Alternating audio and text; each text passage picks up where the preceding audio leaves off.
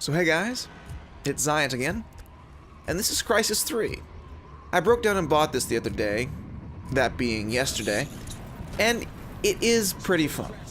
I think the beta was mechanically sounder, which is sad, to say the least, but all in all I think the game is nice. I think that the hackers are, if not here yet, then coming, and the shotguns, especially these semi-auto shotguns, are really stupid.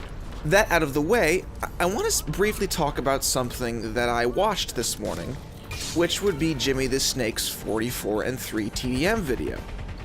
Now let me preface this by saying that no, I am not, nor will I ever be, Jimmy the Snake, and in fact, this gameplay you're seeing here is probably the limits of my potential when it comes to being close to Jimmy the Snake. This is a 20 and 2 crash site gameplay on Airport.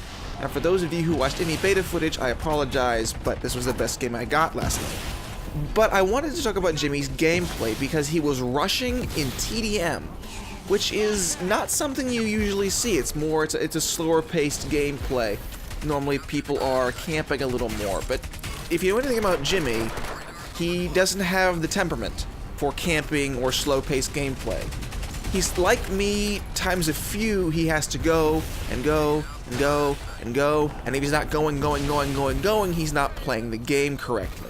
And that's one of the reasons I'll never be him, because I don't have his reaction time, I don't have his reflexes, and I don't have his aim. Plus the fact I'm not very consistent in how I play. But I wanted to talk about what I learned, at the very least, from Jimmy's gameplay. I'll link the video in the description, but in brief, what the biggest thing is the difference between hipfire and aim down sight. A lot of Jimmy's confrontations happened in really close quarters, and one of the mistakes that I'm often making is I'm always aiming down sight because I don't trust hipfire in this game yet. I don't have the laser sight, I don't have the knowledge of which guns do well from the hip and which guns don't, and so even in really tight close quarters I'm aiming down sights, like right here, and I shouldn't be, because in close quarters, you're better off just spraying, because while the damage model is a lot heavier in this game, it takes more bullets to kill due in large part to the armor mode, it's still a twitch shooter. It's still very much a shooter about your reflexes and about your ability to outthink your opponent on the fly. And this is something Jimmy does really well. One of the main problems I found as I was playing last night is I was always running into 1 or 2 players at a time, usually even more than that, 3 or 4 at a time. I was running into basically their entire team. And if you watch Jimmy, he's running into 1 at a time from the side or the back. And commentators that do tips have talked about this a lot.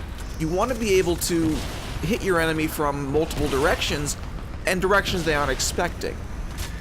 I'm too predictable in Crysis 3, at least right now I am. At my best, I'm incredibly unpredictable, like I am here, and I'm not playing the objective like I should be, due in large part to the fact that I was exhausted, and I was in this half-zombie state, and I just wanted to get at least one more good game out of the night, and I wanted to go to bed. But watching this gameplay back, a lot of it's me attacking from the side or the back, one guy at a time.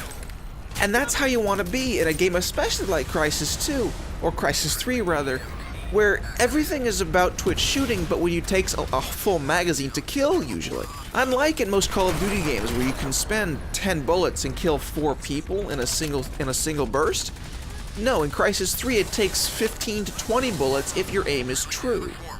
And having not gotten used to the sensitivity and the mechanics yet, I'm still learning exactly what I need to do in Crysis 3 in order to succeed.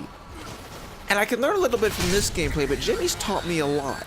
He's taught me that Skyline is a really good map, especially if you're doing it correctly. But more importantly, you want to be unpredictable, even more so than other games. In Call of Duty, you can be a little bit more predictable because A, more of the players are terrible at the game, and B, there's a lot less, Crysis 3 is a lot less forgiving than Battlefield or even Call of Duty is. A mistake made in Crysis 3 will cost you your life. Now, it will cost you your life in Call of Duty and Battlefield as well, but in those games it's easier to make up for those mistakes because you have 4 to 6 bullets, sometimes even 3 or 2, to make up for the mistake. If you start out shooting in the wrong direction, first of all, people are going to look at their minimap and see you shooting unless you're using a silencer. B, there's probably a minimap radar up so people know where you are regardless. And C, your enemy is going to turn on you, and you're not going to have enough bullets to get the job done. So either you're going to have to run away in armor mode, which slows you down, or you're going to have to hope that he doesn't see you cloak away behind cover. And even cloaking is only good for long-range evasion. I've found that people can still see you even when you're cloaked from a fair distance away, and if he's using a shotgun, he's not going to be at those distances where he can't see you. You're only going to be an easier target. And while I think the shotguns are a little overdone, I think the fact that you can put a silencer on a semi-automatic shotgun and it can still one-hit you from a fair distance away, and even if it doesn't, you have no way to react to it with an automatic weapon, Crysis needs to address this.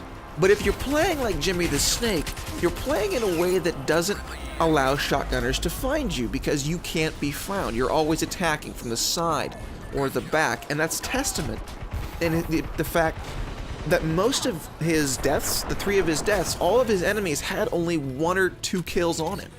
Most of his enemies he had killed them 6 or 7 times without them seeing, which means they were always surprised.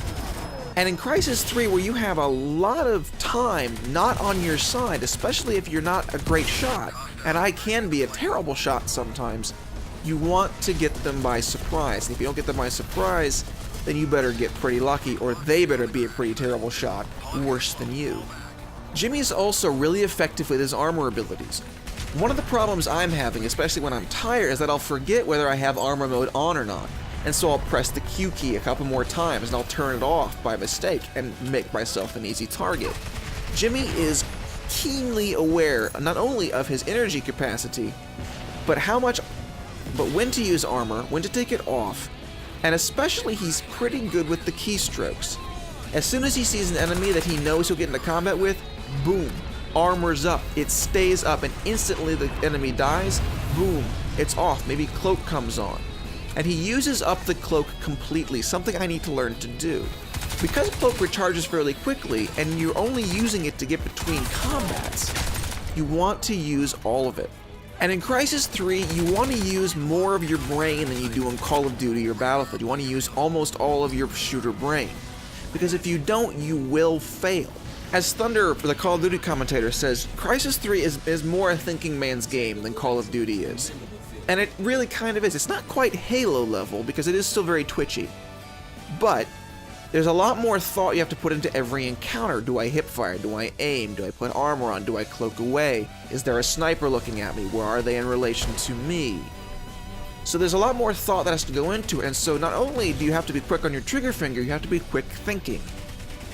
And Jimmy has that. He has both of those. He's got good aim, and he's got a quick mind. I have to learn a little from him so that I can start succeeding in Crysis 3.